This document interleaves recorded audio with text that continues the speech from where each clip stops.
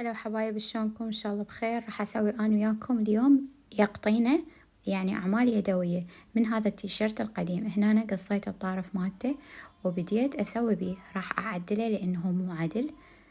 راح اسويه قطعتين مثل ما تشوفون.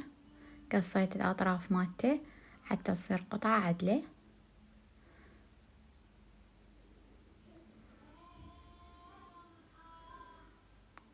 هنا راح اخيطها من الجانب كليتها للاخير.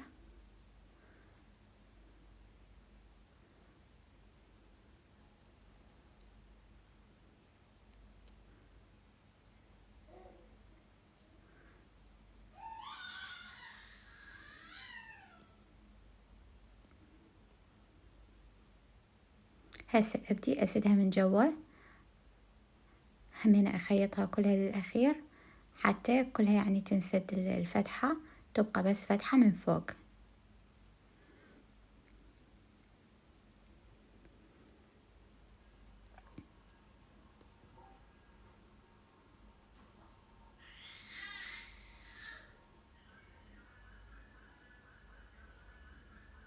هاي هسه عبيتها لأنه خيطتها كلها من جوا وسديتها. هسه نعبيها بالقطن أو البوليستر مثل ما تشوفون. أعبيها زين وأبدي أخيطها، همينة أسد الحلق مالتها من فوق.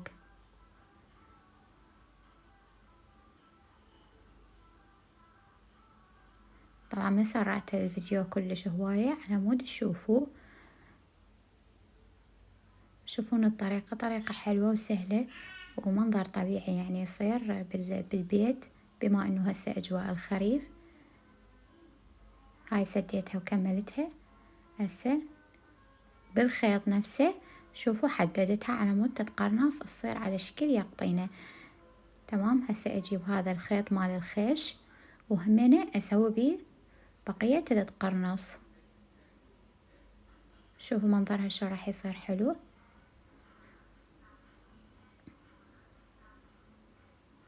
هسه اقصه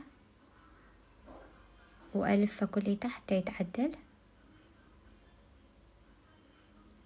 هاي هنا أنا قبل شوية مسوية وحدة قديمة. هنا أنا جبت هذا السيم. شوفوا راح أطبقه كله على قد يعني الحجم اللي أنا أريده.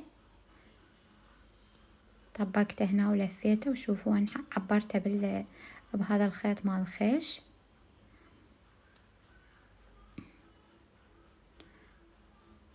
وراح أبدي ألف عليه. راح أطبق خيط ويا خيط، أطوله شوية الخيط وأبدي ألف على هذا السيم حتى يصير المنظر مال العضد أو ما أعرف شو يسموه مال الياقطينه.